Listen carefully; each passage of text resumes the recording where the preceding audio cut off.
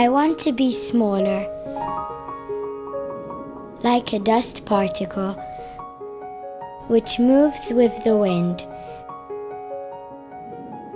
It goes everywhere. Can go and sit on the head of the king, or can go and fall at the feet of someone.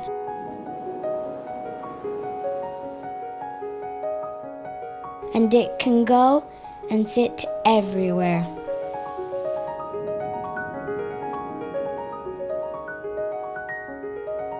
But I want to be a particle of dust that is fragrant, that is nourishing, that is enlightening.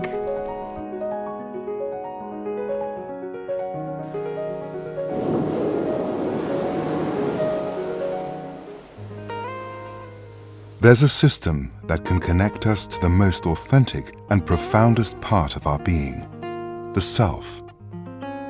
But humankind needs support in its search. Thankfully, there is a way to realize the self, to become one with this hidden treasure that lies within every human being, and whose nature is beauty, harmony, and peace.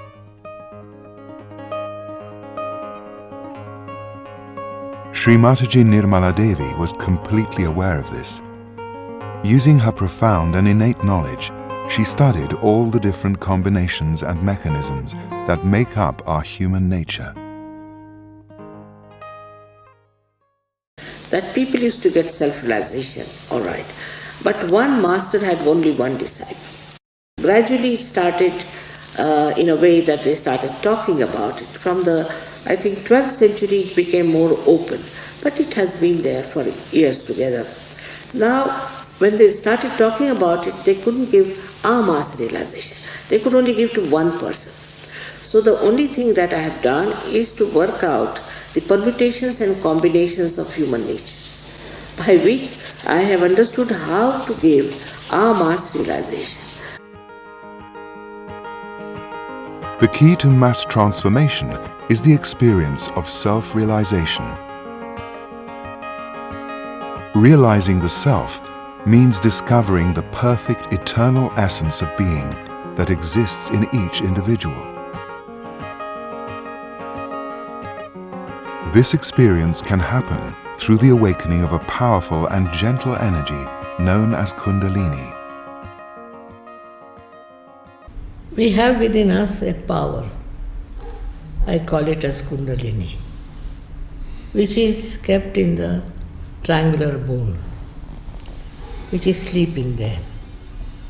So when you awaken that Kundalini, she passes through these various aspects of her life and she enlightens them.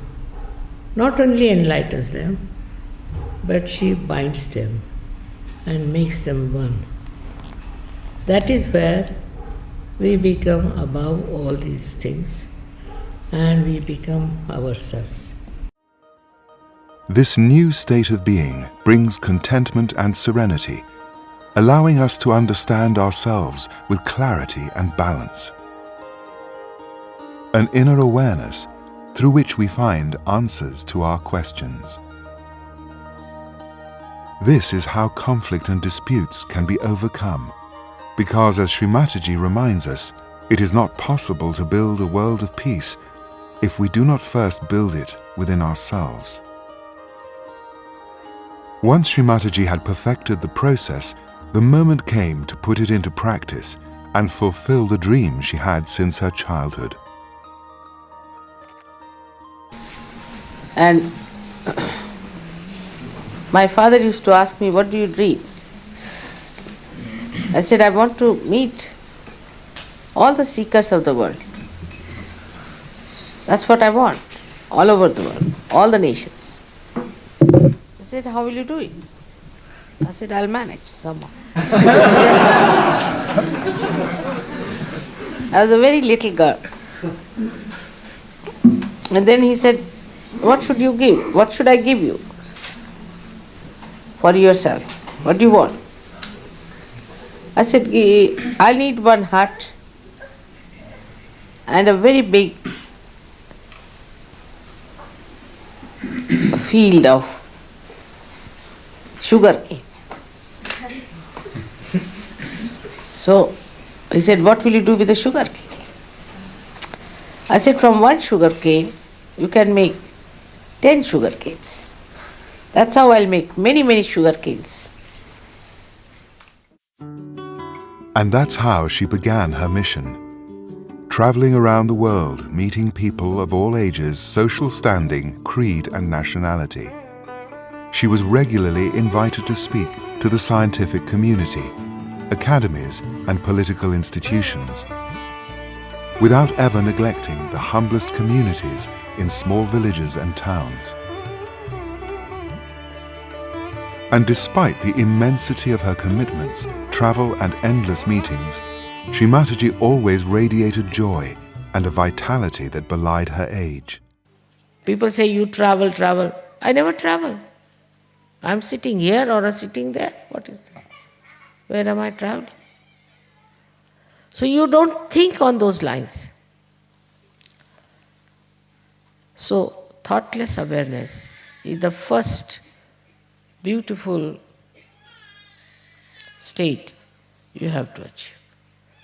That will give you peace and a witness state to enjoy the drama of life, to enjoy the different varieties of people.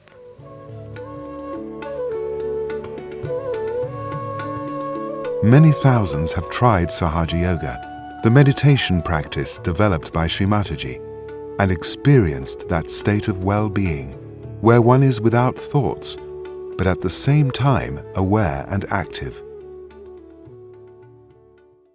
Sri Mataji developed several projects, from schools and arts academies to hospitals and shelters, as well as associations for the promotion of social well-being.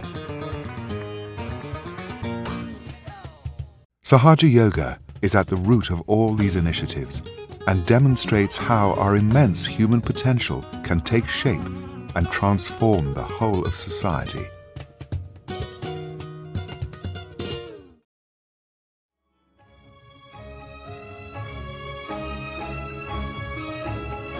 Today, her message continues to spread far and wide, like a dust particle which moves with the wind and goes everywhere.